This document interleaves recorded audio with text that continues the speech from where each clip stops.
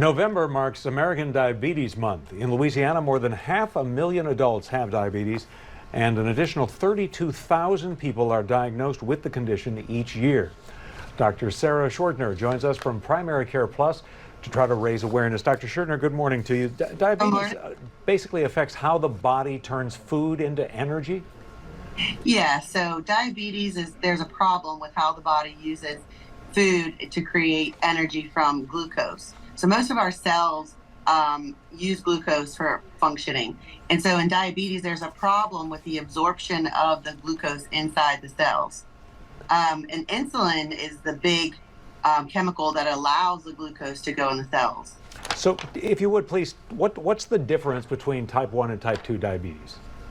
So in type 1 diabetes, it's when the pancreas doesn't produce insulin, and this usually is not preventable. It can be from your own body attacking your pancreas, like an autoimmune disorder, or if you've had an infection, sometimes your body will look at the pancreas and see it as an intruder, attack it, and then it doesn't produce insulin. That's not preventable. You might have Type blurry, 2, you might have blurry vision, that sort of thing. I'm sorry, go ahead.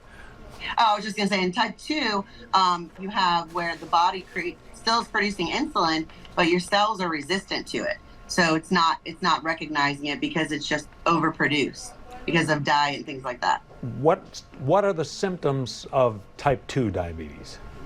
Well, in both diabetes, in type 1 and type 2, you get blurry vision, fatigue, rapid weight loss, and that's really common in both of them before it's diagnosed. Let's talk, if we could, about, some of this is lifestyle choices that people make earlier in life, but and depending on the age they get it, of course, but what are the risk factors for type 2 diabetes?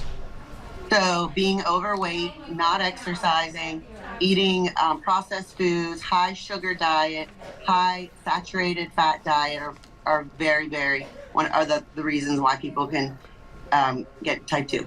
Can people lower the risk? Absolutely, of course. You can lower your risk by eating more natural vegetables, fruits, making sure that you're getting enough exercise, making sure that you're watching your blood sugar if you have a family history of diabetes, and making those changes in your lifestyle. Some people, I read a statistic about something like a third of the people over the age of 70 have diabetes in America. Obviously, these are lifestyle changes, in some cases anyway, that were made, depending upon what kind of lottery you got with, the body that you were given. But if someone has a diagnosis, especially an early diagnosis of diabetes, can they turn it around? Yes, I mean, you can lower your blood sugar to become pre-diabetic, or I've actually had patients that lowered their blood sugar to where you couldn't even tell that they had diabetes just from catching it in the beginning, seeing your doctor, getting your annual wellness check, and making the right choices in life. I was about to say that really emphasizes the importance of having a doctor and getting that annual checkup so he or she can see the numbers ticking up. Absolutely. So following up with your primary care doctor at least once a year, you can catch it early and prevent type 2 diabetes from occurring. Dr. Sarah Schwertner with an important message. Thanks so much. Thank you.